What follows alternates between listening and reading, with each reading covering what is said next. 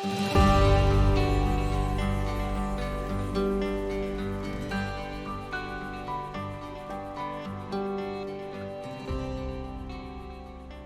selamat siang, Mas Ahmad Muslihun. Perkenalkan teman-teman Ya, semua, Mas Ahmad Muslihun. Monggo diperkenalkan diri, Mas Muslihun. iya. Terima kasih atas waktunya, Mas Yogi. Izin memperkenalkan diri ya semuanya ya. Nama saya Ahmad Muslihun, biasa dipanggil Icun. Saya saat ini sedang berkuliah di S2 Teknologi Pendidikan Universitas Negeri 11 Maret ya, atau di Universitas Negeri Surakarta, UNS. Kemudian kesibukan saya selain bergiat di bidang bisnis juga salah satu startup rintisan kami, saya bilangnya kami karena memang bukan hanya saya saja ya, di situ ada tim. Semoga bisa memberikan manfaat yang lebih banyak lagi ya untuk para bapak ibu guru di luar sana, seperti itu. Ini benar sekali, pembicaraan utama kita pada hari ini adalah mengenai seorang perintis eguru.id di umur yang 24 tahun, ya, sudah membuat sebuah startup e-guru yang kemungkinan menjadi pedoman utama guru-guru Indonesia ya mungkin ya.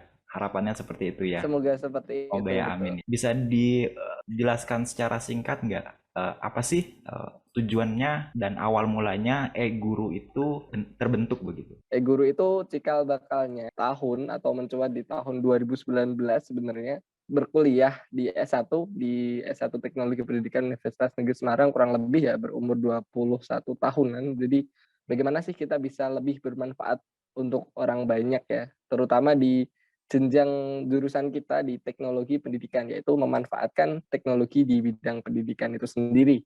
Di sini eGuru ID itu adalah salah satu platform yang meningkatkan kapasitas guru. Jadi meningkatkan kompetensi ya, mulai dari keilmuan, kemudian bagaimana cara menjelaskan, metode pembelajaran yang digunakan, dan bahkan kita juga membahas bagaimana cara pembawaan di kelas itu biar lebih menyenangkan dengan sistem ice breaking atau mungkin sistem game dalam persekolahan itu juga kita bahas juga. Intinya semua yang bisa meningkatkan kapasitas kompetensi guru itu fokus kita di eGuru ID.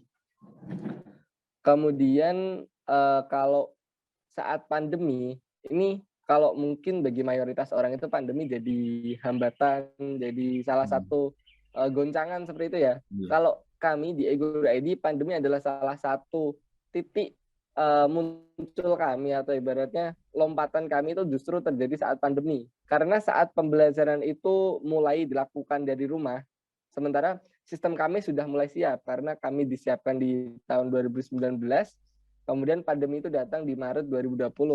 Terutama sasaran kami malah justru yang di daerah 3T. Ya. Seperti kita tahu kalau internet itu memang sudah menjangkau banyak hal ya. Kalau internet ya kita bilang, kalau misal kita ngomongin teknologi semacam komputer, listrik, dan lain-lain mungkin masih nanti. Kalau internet itu sudah menjangkau di sana. Jadi mayoritas Bapak Ibu guru sudah punya WhatsApp, bisa mengakses internet. Semua bisa mendapatkan seperti itu. Mungkin itu sih Mas Yogi untuk latar belakang dari e-guru itu sendiri. Oke, jadi bisa saya simpulkan adalah guru itu tidak mengajarkan mengenai pelajarannya itu apa, tapi kompetensi guru, bagaimana cara mengajar, soft skill-nya agar murid yang diajari oleh guru tersebut bisa menangkap lebih baik begitu ya. Iya, betul Mas Yogi.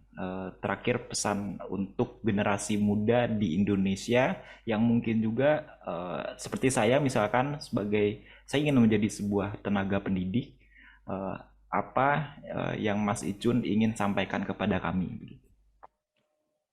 Baik Mas Yogi. Pertama itu saya ingin mengucapkan rasa terima kasih yang sebesar-besarnya untuk para pendidik, Bapak Ibu guru, tentor, mentor, instruktur, dan segalanya di seluruh Indonesia ya. Target kita adalah 1% guru di Indonesia itu menjadi member atau ikut pelatihan kita. Jadi 1%, ya bayangkan ya, dari kurang lebih ada 900.000 sosok pendidik kalau tidak salah di data itu. Jadi kita hanya butuh 1% saja Bapak Ibu guru yang ingin belajar, ingin meningkatkan skill. Dari itu setidaknya kita bisa menyalurkan manfaat itu melalui guru-guru seperti itu. Untuk generasi muda ya di era sekarang, setidaknya mulailah dari hal-hal yang kita bisa ya. Hal-hal kecil tidak apa-apa, bahkan kalau misal kita lempar kerikil ke sungai pun itu pasti akan ada gelombangnya. Jadi tidak sekedar kita ngomongin langsung, wah ini pemerintah tidak benar, pemerintah tidak sesuai membuat kurikulum, ini guru-guru tidak sesuai dengan SOP dan semacam itu hanya berhenti di mulut kita saja gitu loh. Jadi tidak ada aksi nyata kita untuk membenahi itu. Jadi melalui dengan hal-hal kecil, mulai misal dari tulisan di media sosial atau mungkin kampanye membuat media pembelajaran bareng di media sosial atau mungkin bagaimana bisa menyediakan bahan ajar untuk Bapak Ibu guru di luar sana yang mungkin dalam membuat media pendidikan itu atau bahan ajar itu kesulitan, jadi bisa lebih fokus bagaimana memanfaatkan media pendidikan itu, tidak hanya melaksanakan pembelajaran sesuai apa yang Bapak Ibu guru itu dapatkan semasa sekolah. Jadi mungkin pembelajaran 20 tahun yang lalu diterapkan di pembelajaran sekarang itu kan amat sangat kurang relevan ya. Mungkin itu sih dari saya. Baik, terima kasih banyak Mas Icun. Semoga pembicaraan kita kali ini didengarkan oleh beberapa orang, banyak orang yang memang menginginkan tujuan yang sama dengan Mas Icun dan kita semua, yaitu pendidikan yang berkualitas, semakin berkualitas di Indonesia. Ya, terima kasih banyak, sekian aja. Saya tutup, akhiri. Terima kasih kembali. Wassalamualaikum warahmatullahi wabarakatuh. Terima kasih Mas Icun. Waalaikumsalam warahmatullahi wabarakatuh. Iya, sama-sama Mas Segi.